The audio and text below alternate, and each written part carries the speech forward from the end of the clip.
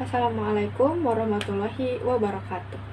Nama saya Nisa Azka Nurmasya dari kelas 11 TKJ 1. Saya ingin mempresentasikan materi pelajaran TLJ atau Teknologi Layanan Jaringan yang ada di modul bab 1 dan bab 2.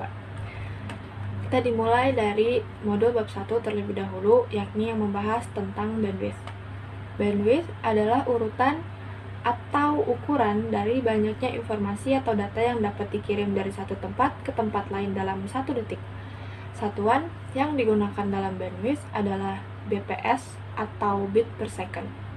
Konsep bandwidth memiliki kelemahan utama, yaitu tidak dapat menghitung berdasarkan kondisi jaringan yang sebenarnya. Bandwidth bisa digunakan untuk mengukur aliran data analog maupun data digital. Klasifikasi bandwidth itu satuan yang digunakan dalam bandwidth adalah bits, byte, kilo, mega, dan giga. Secara mendasar, bandwidth dikategorikan menjadi bandwidth analog dan digital. Bandwidth analog adalah rentang antara frekuensi yang terendah dengan frekuensi yang tertinggi yang digunakan pada transmisi sinyal radio dalam satuan hertz yang dapat menentukan banyaknya informasi yang dapat ditransmisikan dalam satu saat. Adapun bandwidth digital adalah satu jumlah atau banyaknya data yang dapat dikirimkan dan diterima melalui sebuah saluran komunikasi tanpa adanya distorsi yang dicapai dalam waktu 1 detik.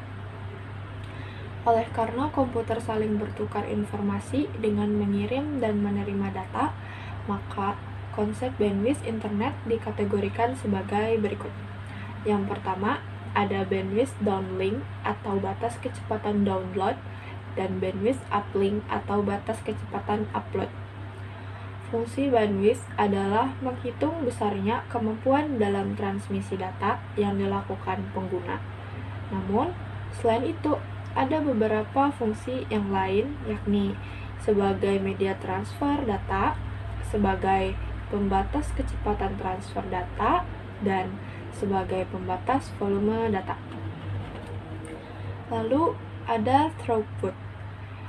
Hal yang perlu dipahami bahwa throughput tidak mungkin lebih besar dari bandwidth yang telah ditentukan. Beberapa faktor yang mempengaruhi besar kecilnya throughput adalah antara lain sebagai berikut. Yang pertama itu karena kualitas jaringan, yang kedua karena jam sibuk, yang ketiga karena malware, dan yang keempat karena kecepatan uplink server. Selanjutnya, mari kita bahas tentang peralatan kerja fiber optik atau seperti yang ada pada modul bab 2. Ada VoIP. VoIP itu bentuk paling sederhananya adalah 2 buah komputer yang terhubung dengan internet. Bentuk hubungan tersebut bisa dalam bentuk pertukaran file, suara, gambar. Dengan demikian, definisi dari VoIP atau Voice over Internet Protocol identik dengan teknologi yang menjadikan media internet untuk bisa melakukan komunikasi suara jarak jauh secara langsung. Ada beberapa kelebihan VoIP, yakni yang pertama, bisa digabung dengan jaringan telepon lokal yang sudah ada. Yang kedua, biayanya lebih rendah untuk sambungan dari jarak jauh. Yang ketiga, berbagai bentuk jaringan VoIP bisa digabungkan menjadi jaringan yang besar. Dan yang keempat, penggunaan bandwidth yang lebih kecil daripada telepon biasa. Yang kelima, memanfaatkan infrastruktur jaringan data yang sudah ada untuk suara.